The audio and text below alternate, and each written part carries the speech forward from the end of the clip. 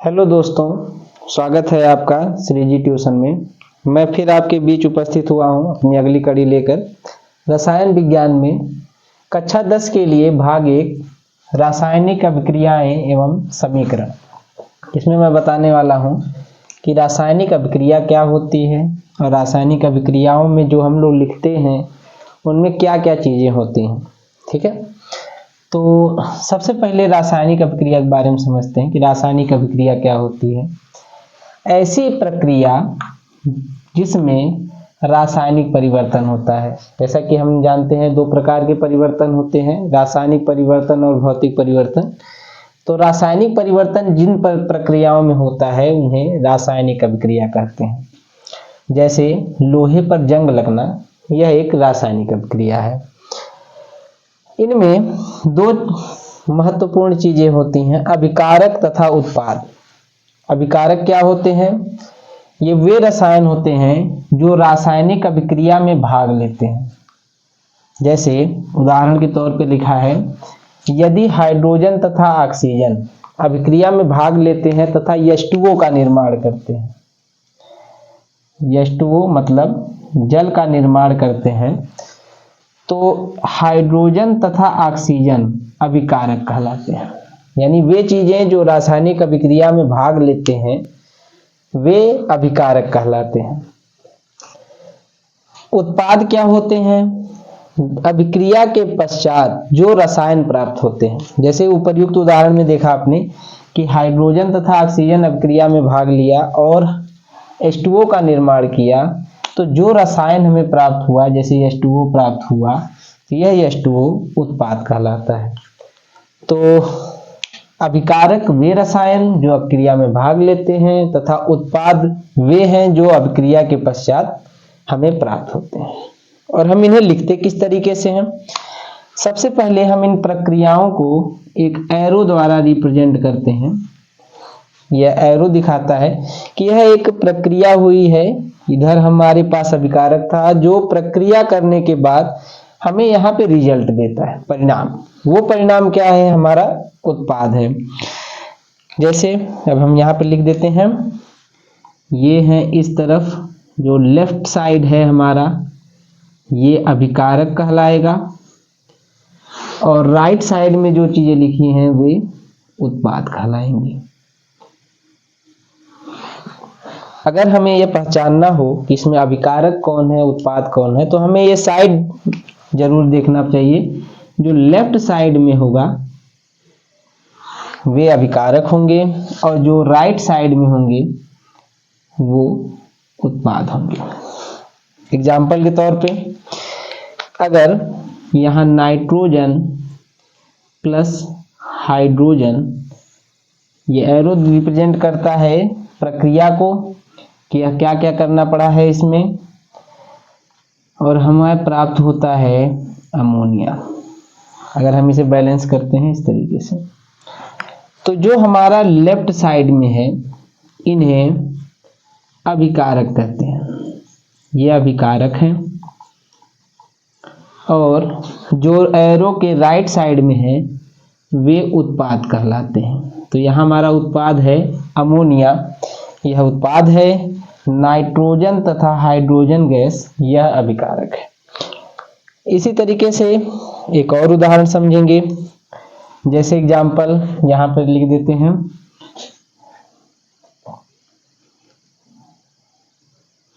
H2SO4 mean sulphuric acid plus sodium arrow,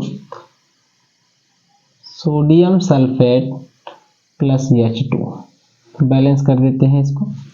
तो हमारा जो लेफ्ट साइड में लिखा हुआ है, अर्थात ये जो H2SO4 प्लस 2Na है, ये दोनों अभिकारक कहलाएंगे।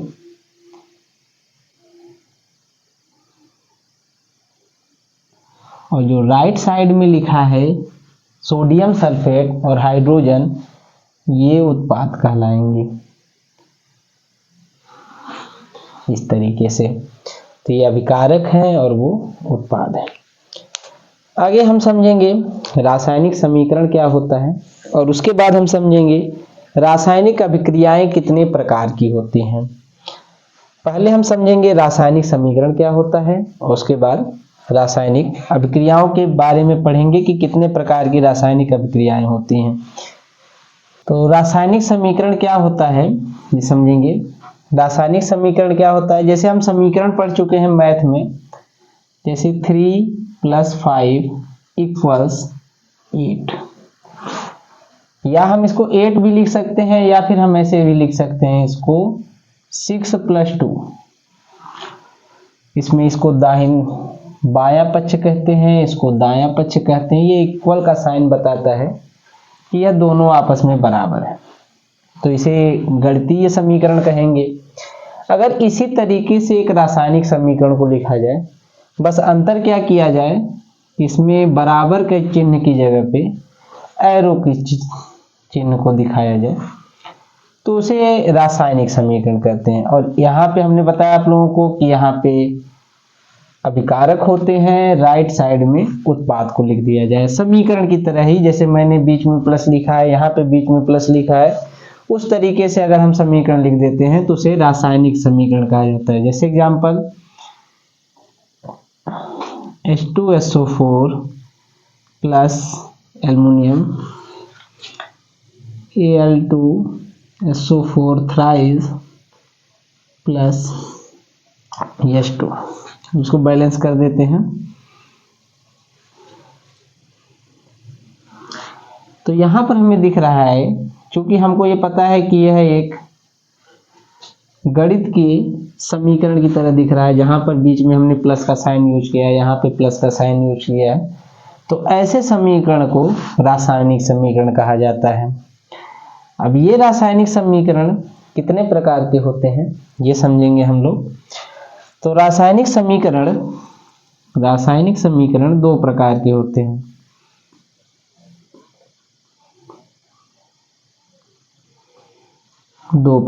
होते हैं।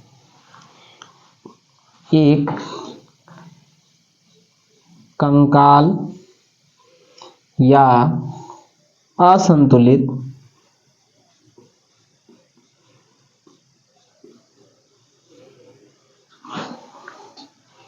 समीकरण, दूसरा संतुलित समीकरण।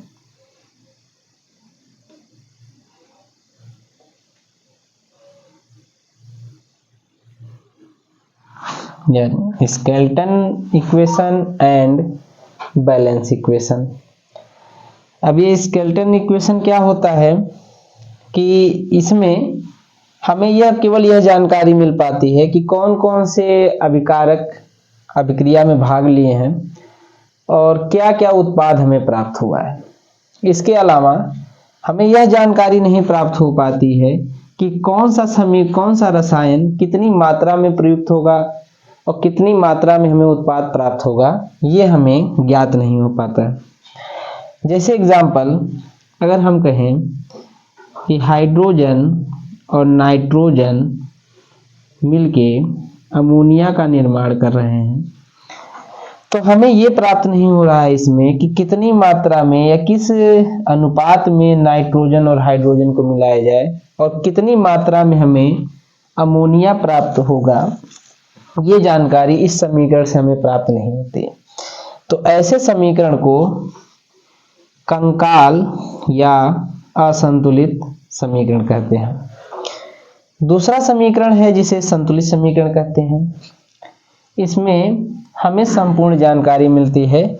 हमें यह भी जानकारी मिलती है कि कौन से अभिकारक अभिक्रिया में भाग ले रहे हैं और कौन सा उत्पाद प्राप्त हो रहा है, और यह भी हमें ज्ञात होता है कि कितनी मात्रा में कौन सा उत्पाद प्रयुक्त हुआ है और कितनी मात्रा में हमें उत्पाद प्राप्त हुआ है।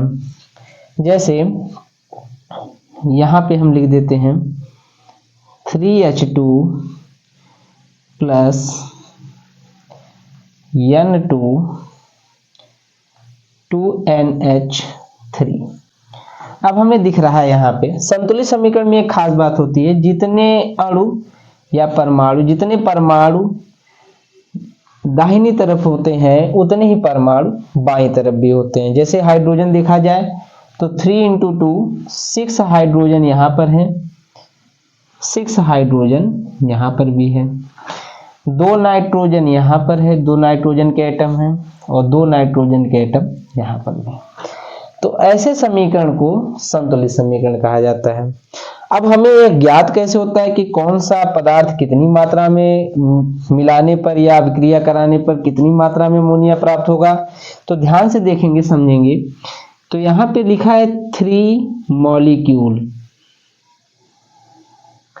और यहाँ पे 1 मॉलिक्यूल है। ये जो आगे लिखा होता है, जिसके आगे कुछ नहीं है यानी 1 है, तो जितना लिखा है उतने मॉलिक्यूल्स हैं और यहाँ पे हमको 2 मॉलिक्यूल्स प्राप्त हो गए हैं। इससे क्या प्राप्त हुआ कि 3 मॉलिक्यूल हाइड्रोजन गैस के और 1 मॉलिक्यूल नाइट्रोजन गैस का अभिक्रिया करके 2 मॉलिक्यूल अमोनिया का निर्माण करता है। तो हमको यह भी प्राप्त हुआ इस समीकरण से कि कौन कौन से अभिकारक भाग ले रहे हैं, और हमें यह भी प्राप्त हो रहा है इससे कि कौन से रसायन कितनी मात्रा में प्रयुक्त हो रहे हैं और कौन सा रसायन कितनी मात्रा में प्राप्त हो रहा है, यह भी प्राप्त हो रहा है। तो ऐसे समीकरण को संतुलित समीकरण कहा जाता है। आगे हम चर्चा करेंगे कि किसी समीकरण को संतुलित किस तरीके से करना है, किस आधार पे करना है। तो सबसे पहले आज हम स्टेप समझेंगे कि किस प्रकार से हम एक रासायनिक समीकरण को या असंतुलित रासायनिक समीकरण को संतुलित करेंगे, किस तरीके से कर सकते हैं संतुलित, यह ध्यान देंगे। जैसे हम सबसे पहले एक एग्जांपल लिखते हैं यहाँ पे, एल्युमिनियम प्लस H2SO4 अभिक्रिया होती है, एल्युमिनियम सल्फेट प्राप्त होता है और हाइड्रोजन गैस मुक्त होती है। तो सबसे पहला स्टेप हमारा क्या है कि हम देखते हैं इसमें कि कौन कौन से परमाणु हिस्सा ले रहे हैं और कितनी मात्रा में हिस्सा ले रहे हैं, और हम एक एक परमाणु को या एक एक समूह को संतुलित करते हुए आगे बढ़ेंगे।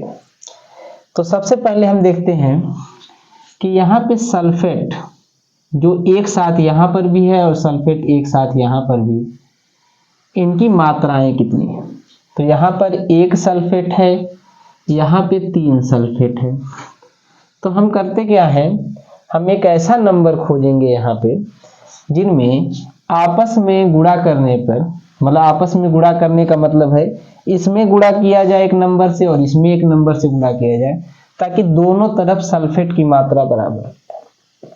तो हमें पता है अगर एक में हम 3 से गुणा कर दें, 3 गुणे 1 सल्फेट और यहाँ 1 गुणे 3 सल्फेट, तो हमारी तरफ दोनों तरफ 3-3 सल्फेट प्राप्त हो जाएंगे।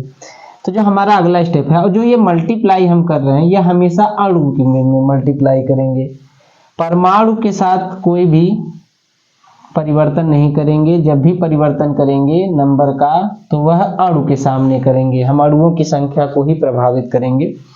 तो जो अगला स्टेप है हमारा, हमने 3 से गुणा किया इसमें, तो जो अगला स्टेप होगा हमारा वो होगा एल्युमिनियम प्लस 3 से मल्टीप्लाई किया हमने इसमें, तो हमें प्राप्त हुआ 3H2SO4। और यहाँ पर हमको 1 से मल्टीप्लाई करना था, तो हम 1 से मल्टीप्लाई करें कोई फर्क नहीं पड़ेगा, तो यहाँ पे हो गया ये प्लस H2। तो हमें दिख रहा है यहाँ पे कि दोनों तरफ सल्फेट बैलेंस हो चुका है। आगे नंबर हम देखते हैं एल्युमिनियम को। तो एल्युमिनियम को देखते हैं हम, तो यहाँ पे हमको दिख रहा है कि यहाँ पे 1 एल्युमिनियम है और यहाँ पे 2 एल्युमिनियम है। तो यहाँ पर भी हम वही प्रक्रिया अपनाएंगे, एक ऐसी संख्या से यहाँ पर गुणा करेंगे और एक ऐसी संख्या से यहाँ पे गुणा करेंगे ताकि दोनों तरफ एल्युमिनियम बराबर हो जाए। तो हम यहाँ पे 2 से गुणा कर देंगे 1 एल्युमिनियम में, और यहाँ 1 एल्युमिनियम में 2 एल्युमिनियम में 1 से गुणा कर देंगे, तो दोनों तरफ हमारे एल्युमिनियम बराबर होंगे। 2 एल्युमिनियम यहाँ, 2 एल्युमिनियम यहाँ। तो हमें पता है हमको यहाँ 2 से मल्टीप्लाई करना है, तो हम किसके साथ करेंगे, अणु के साथ करेंगे।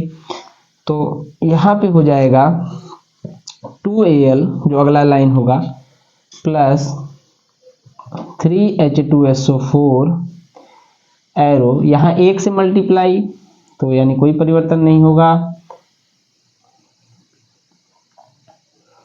प्लस -2। आगे हमको क्या करना है, आगे भी वही प्रक्रिया हम दोहराएंगे। अब हम देखते हैं यहाँ पे हमारा एल्युमिनियम दोनों तरफ बराबर हो चुका है, सल्फेट भी दोनों तरफ बराबर हो चुका है। अब हम हाइड्रोजन को लेके चलेंगे कि हाइड्रोजन दोनों तरफ कितने कितने हैं। तो यहाँ पर हमको दिख रहा है कि यहाँ पे 3 × 2 6 हाइड्रोजन है और यहाँ पर टोटल 2 हाइड्रोजन है। तो हमें क्या करना होगा, एक ऐसी संख्या से दोनों तरफ गुणा करेंगे, मतलब दोनों तरफ एक संख्या से गुणा करेंगे इधर भी और एक संख्या से इधर, ताकि दोनों तरफ हाइड्रोजन के एटम बराबर हो जाए। तो हम क्या करेंगे, हम यहाँ पर 1 से गुणा कर देते हैं और यहाँ पे 3 से गुणा कर देते हैं। तो हम देखते हैं दोनों तरफ 6 हाइड्रोजन और 6 हाइड्रोजन हो जाते हैं। तो अगला स्टेप हमारा जो होगा वो होगा 2 एल्युमिनियम प्लस 3 H2SO4 एरो। चूंकि 1 से गुणा करना था तो 1 से भी करेंगे तो वही, कोई परिवर्तन होगा नहीं। यहाँ पे हमको एल्युमिनियम सल्फेट, इसमें भी कोई परिवर्तन नहीं होगा, प्लस यहाँ पे हमको 3 से मल्टीप्लाई करना है। तो हमको पता है कि हम परमाणु के साथ कोई परिवर्तन नहीं करेंगे, अणु के साथ ही करेंगे। तो यहाँ पे हम 3 से मल्टीप्लाई कर देंगे तो ये 3 हाइड्रोजन हो जाएगा। अब हमें दिख रहा है कि दोनों तरफ जितने परमाणु बाईं ओर हैं उतने ही परमाणु दाईं ओर हैं। तो यह समीकरण संतुलित समीकरण हो गया।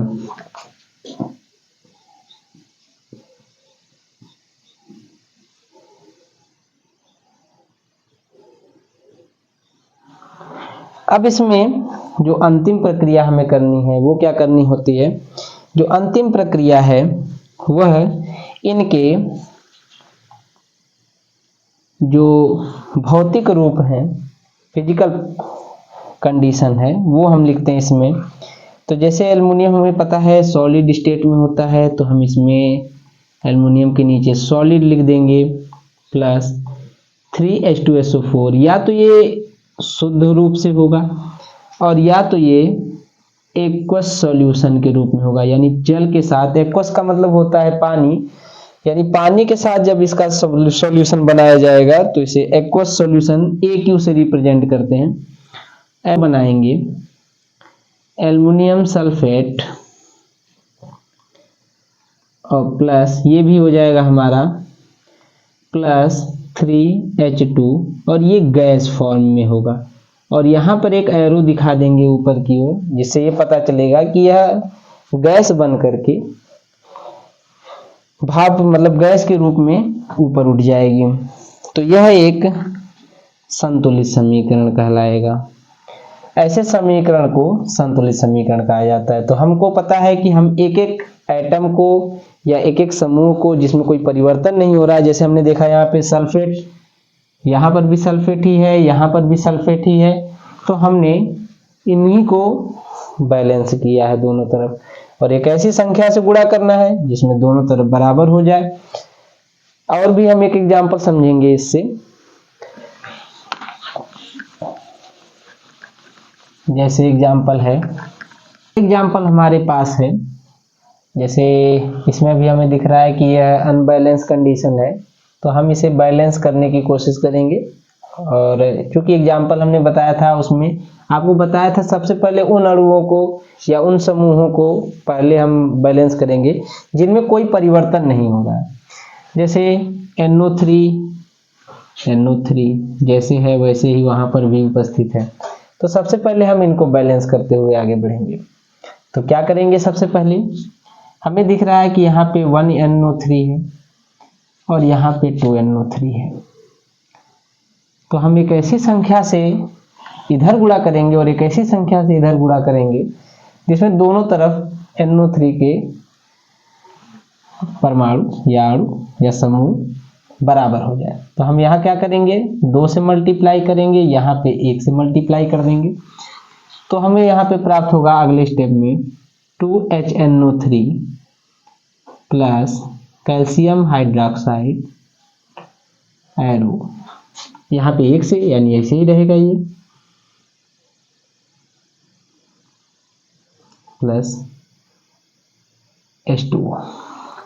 अब हमें ध्यान देना है यहाँ पे कि और जो बचे हुए परमाणु हैं उनको हम बैलेंस करना सीखेंगे। तो हमें दिख रहा है कि यहाँ पर इन वाले अणु में और इन अणु में टोटल 4 हाइड्रोजन है और यहाँ पर हाइड्रोजन की संख्या 2 है, 2 हाइड्रोजन है। तो हम क्या करेंगे, दोनों तरफ एक ऐसी संख्या से गुणा करेंगे कि दोनों तरफ हाइड्रोजन के परमाणु समान हो जाए।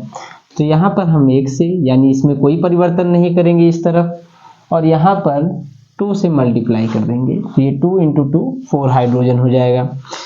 तो अगला हमें प्राप्त क्या होता है, 2HNO3 plus calcium hydroxide arrow calcium nitrate plus, अब यहाँ 2 से मल्टीप्लाई करना पड़ेगा हमें, तो ये हो जाएगा 2H2। अब हमें बाकी को बैलेंस करने की जरूरत नहीं पड़ेगी। हमको दिख रहा है कि यहाँ पर 2 ऑक्सीजन है, यहाँ पर भी 2 × 1 2 ऑक्सीजन है, तो यह बैलेंस कंडीशन में हो जाएगा। तो ये इस समय संतुलित हो गया। और भी एक एग्जाम्पल समझेंगे हम, जैसे NaOH एग्जाम्पल है ये, plus H2SO4 Na2SO4 plus H2। अब यहाँ पर हमें दिख रहा है, सबसे पहला काम हमको क्या करना है, यहाँ पर हमें दिख रहा है कि सल्फेट बराबर है दोनों तरफ, हाइड्रोजन बराबर दिख रहा है हमको, हाइड्रोजन। तो हम क्या करेंगे, पहले हम सोडियम को बैलेंस करने की कोशिश करेंगे, H2O। सबसे पहले हम सोडियम को बैलेंस करने की कोशिश करेंगे, और सोडियम क्या है, यहाँ पे 2 सोडियम है और यहाँ पर 1 सोडियम है। तो हम क्या करेंगे, सबसे पहले हम सोडियम को बैलेंस करने के लिए इधर 2 से मल्टीप्लाई कर देते हैं, 2Na हो जाएगा, यहाँ 1 से मल्टीप्लाई कर देंगे तो 1Na हो जाएगा, 2Na हो जाएगा, दोनों तरफ सोडियम 2 हो जाएंगे। तो यहाँ पे हो जाएगा 2NaOH plus H2SO4 arrow Na2SO4 plus H2O। अगला स्टेप हमारा क्या होगा, अगला स्टेप होगा हमारा ऑक्सीजन बैलेंस करेंगे। तो यहाँ पे हमको दिख रहा है कि यहाँ पे 2 ऑक्सीजन है और यहाँ पे 1 ऑक्सीजन है। तो फिर वही काम करेंगे, इधर 1 से मल्टीप्लाई, इधर 2 से मल्टीप्लाई, तो हमें प्राप्त होगा इधर 2NaOH plus H2SO4 arrow Na2SO4 plus, यहाँ 2 से मल्टीप्लाई करेंगे 2H2। तो यह एक संतुलित रासायनिक समीकरण है। इसके और भी एग्जाम्पल्स हम समझेंगे, और आपको एक एक्सरसाइज भी, जो NCERT की एक्सरसाइज है जिसमें हम बैलेंस करने के लिए क्वेश्चंस दिए गए हैं, वो आप प्रैक्टिस करेंगे इस मेथड से, तो ये आसानी से सॉल्व हो जाएंगे। एक और एक्सरसाइज, एक क्वेश्चन सॉल्व करते हैं हम इसी तरीके से। Al2O3 plus H2SO4 Al2SO4 thrice plus H2O। अब इसको, इक्वेशन को हम बैलेंस करने की कोशिश करते हैं। क्या क्या कर सकते हैं इसमें, सबसे पहले हमारा जो प्रोसेस है, हमने बताया था आपको कि उनको सबसे पहले बैलेंस करना है जिनका रूप में कोई परिवर्तन नहीं है। जैसे सल्फेट जैसे यहाँ है वैसे सल्फेट यहाँ पर भी है। तो यहाँ पर हमें दिख रहा है कि 1 सल्फेट है, यहाँ 3 सल्फेट है। तो हम क्या करेंगे, इधर 3 से मल्टीप्लाई कर देंगे, उधर 1 से मल्टीप्लाई कर देंगे, तो दोनों तरफ सल्फेट बराबर हो जाएगा। तो अगला स्टेप होगा हमको Al2O3 plus 3H2SO4 arrow Al2SO4 thrice plus H2O। अब हमको दिख रहा है यहाँ पे कि यहाँ पर 2 एल्युमिनियम है और यहाँ पर 2 एल्युमिनियम है, तो ये पहले से ही बैलेंस है, तो हम इसके साथ छेड़खानी नहीं करेंगे। तो अगला स्टेप हमारे पास है जिसमें हम ऑक्सीजन को बैलेंस करेंगे। तो यहाँ पे हमारे पास 3 ऑक्सीजन है और यहाँ पे हमारे पास 1 ऑक्सीजन है, तो हम क्या करेंगे, इधर 1 से मल्टीप्लाई और इधर 3 से मल्टीप्लाई कर देंगे, तो हमारे तरफ दोनों तरफ ऑक्सीजन बराबर हो जाएगा। तो हमको प्राप्त होगा Al2O3 plus 3H2SO4 arrow Al2SO4 thrice plus यहाँ 3 से मल्टीप्लाई करना था तो 3H2, हमें दिख रहा है यहाँ पे 6 हाइड्रोजन यहाँ पर भी है, 6 हाइड्रोजन यहाँ पर भी है। तो इस प्रकार से हम किसी भी रासायनिक समीकरण को संतुलित कर सकते हैं। और भी एग्जाम्पल्स हैं जो NCERT में आपके क्वेश्चंस दिए गए हैं, उन क्वेश्चंस को हम सॉल्व करेंगे एक एक करके इसी मेथड से। और अगर कोई भी इससे आपको परेशानी होती है, समस्या आती है, तो ज़रूर हमें बताएं कमेंट में, हम उसे भी दूर करने की कोशिश करेंगे। और हम आगे पढ़ेंगे रासायनिक अभिक्रियाओं के बारे में अपने आगे आने वाले वीडियो में।